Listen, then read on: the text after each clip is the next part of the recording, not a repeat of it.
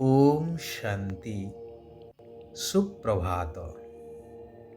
सर्वशक्तिवान भगवानंकर सर्वस्नेही भगवानंकर विश्व कल्याणर कार्य निजको सामिल करिथिबा समस्त श्रेष्ठ आत्मिक संतान मानंकु हृदयर कृतज्ञता शुभ अभिनंदन सुस्वागतम। आमे समस्ते कहुछे चाहुछे मध्य विश्व एक परिवार हेउ, तेबे खाली कहीदेले बा इच्छा कले जे ताहा सफल हेई जीव ताहा तो नुहे। सेथिपाई प्रयास दरकार। प्रथम एवं मुख्य कथा हेउछि जेपरी परिवारर जणे मुखिया थांती जहांकु समस्ते मानि चली थांती। एठारे सारा विश्वर मुखिया जनकु मानिले तो विश्व एक परिवार ही पारिबो। तेबे सर्वशक्तिवान निराकार भगवान जी की विश्व रचयिता से ही तो मुख्य हेबा दरकार। परंतु भगवानंकर प्रकृत परिचय को आमे माने भूली जाई अनेकंकु भगवानंकर रूप बा अवतार कही सर्वव्यापी कहिबा द्वारा काहाकु मुख्य बोली मानिबा एवं विश्व एक कुटुंब किपरि बा होई परिबो। शास्त्र रे वर्णित अछि कि भगवान ब्रह्मांक द्वारा सृष्टि रचना करुछंती, अर्थात प्रजामानंकु सृष्टि करुछंती प्रजापिता ब्रह्मा। तेबे ब्रह्मांकर संतान हिसाब रे आमे समस्ते गोटिए परिवारर होई गले। भगवान कहुछंती जदि माता पितांकर कुटुंब रे आसीबाकु चाहुछ तेबे तांकु पूरा पूरा अनुकरण करिबा दरकार। तांको भली प्रत्येक कार्य मो श्रीमत आधार रे करि चाल। मधुर स्वभावयुक्त होई भलो भावरे एही ईश्वरीय पाठ पढ़ा बा आत्मिक पाठ पढ़ा पढ़िबा दरकार। सूक्ष्म बुद्धि संपन्न होई सृष्टिर गुह्यरु गुह्य रहस्ययुक्त कथा को बुझिबा दरकार। जेपरिकी शास्त्र रे कुहा जाइछि ब्रह्मा सरस्वती आदि पिता एवं आदि माता, किंतु वास्तव रे सरस्वती तो ब्रह्मांकर कन्या, से मध्य ब्रह्मा कुमारी अटंती।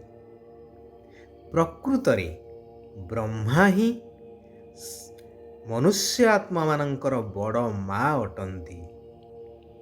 जेहेतु निराकार भगवान प्रजापिता ब्रह्मांक मुख द्वारा संगम जुगी ब्राह्मण मानकु रचना करुछंती भविष्य दैवी दुनिया पाई। जेहेतु ब्रह्मा पुरुष तेणु जगदम्बा सरस्वती को मार आसन दिया जाइछि। यह अति गहन आउ रहस्ययुक्त विषय वस्तु जहाकु बुझिबा पाई बहुत सूक्ष्म बुद्धि दरकार। मोटा बुद्धि संपन्न संतान एही रहस्य को बुझी पारिबे ही नाही। पुनश्च शास्त्र रे देखई दिया जाइछि जे ब्रह्मा सूक्ष्म वतनवासी अटंती, परंतु प्रजापिता ब्रह्मा तो एई दुनियार अटंती। नचेत तांको मुख निश्रुत ज्ञान द्वारा ब्राह्मण सृष्टि किपरि हेई परिबे। जेतेबेले प्रजापिता ब्रह्मा संपूर्ण पवित्र होई शतप्रधान हेई जाउछंती, सेतेबेले एई स्थूल शरीर को छाड़ी अव्यक्त अर्थात ଫରିସ୍ତା ସୂକ୍ଷ୍ମ ଛାୟା ରୂପରେ ଦେଖାଯାଉଥାନ୍ତି। ସେତେବେଳେ ସୂକ୍ଷ୍ମବତନରେ ସମ୍ପୂର୍ଣ୍ଣ ବ୍ରହ୍ମା ରହିଥାନ୍ତି।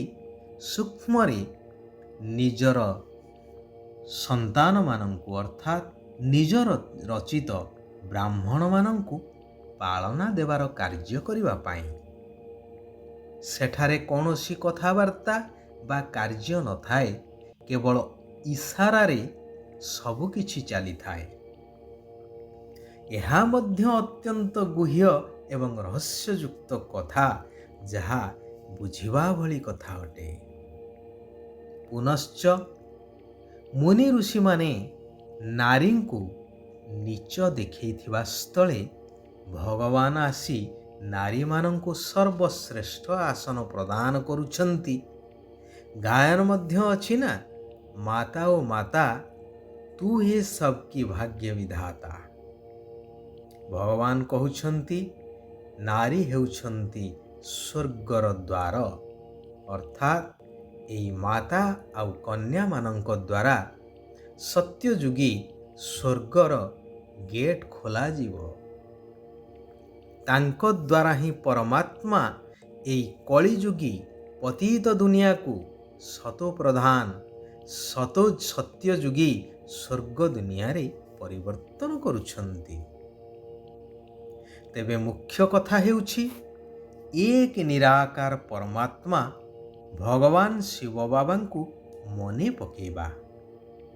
ଶିବ ବାବା କହୁଛନ୍ତି ନିରନ୍ତର ଯୋଗଯୁକ୍ତ ସ୍ଥିତିରେ ରହିବା ପାଇଁ ହୃଦୟର ସ୍ନେହ ବା ଭଲ ପାଇବା ଏକମାତ୍ର ବାବାଙ୍କ ସହିତ ରଖିବା ଦରକାର।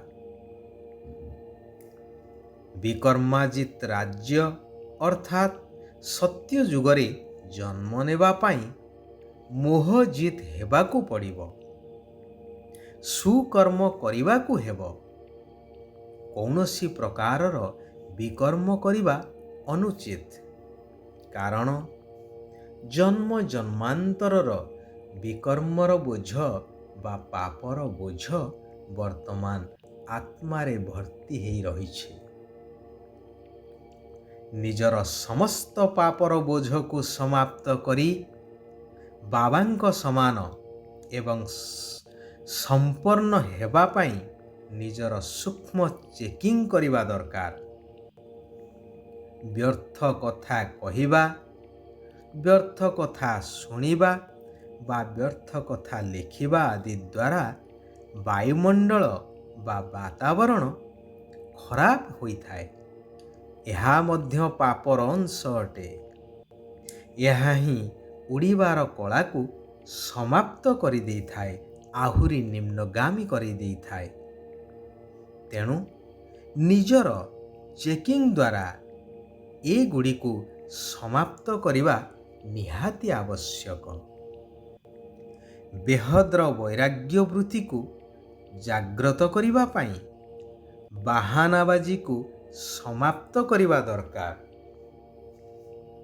ବାହାନା କଲେ ଭବିଷ୍ୟ ଦୈବୀ ଦୁନିଆରେ ପୂଜ୍ୟ ଦେବୀ ଦେବତା ହେବା ପରିବର୍ତ୍ତେ ତାଙ୍କର ବାହନ ହେବାକୁ ପଡ଼ିବ। ତେଣୁ ବେଳହୁଁ ସାବଧାନ ହେଇଯିବା ଦରକାର। କୁହାଯାଏ ନା, ସାଧୁ ସାବଧାନ।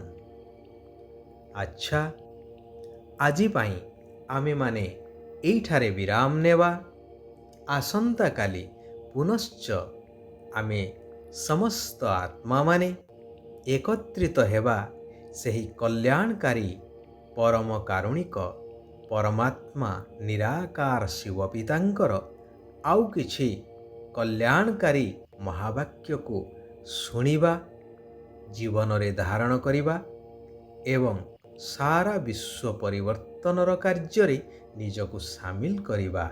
ଭବିଷ୍ୟ ନୂଆ ଦୁନିଆ ପାଇଁ ନିଜର ଭାଗ୍ୟ ଗଢ଼ି ନେବା। ସାରା ବିଶ୍ୱର ଆତ୍ମାମାନଙ୍କର କଲ୍ୟାଣ ହେଉ। ସମସ୍ତେ ସୁଖ ଆଉ ଶାନ୍ତିର ଅନୁଭବ କରନ୍ତୁ। ଓମ୍ ଶାନ୍ତି, ଓମ୍ ଶାନ୍ତି, ଓମ୍ ଶାନ୍ତି।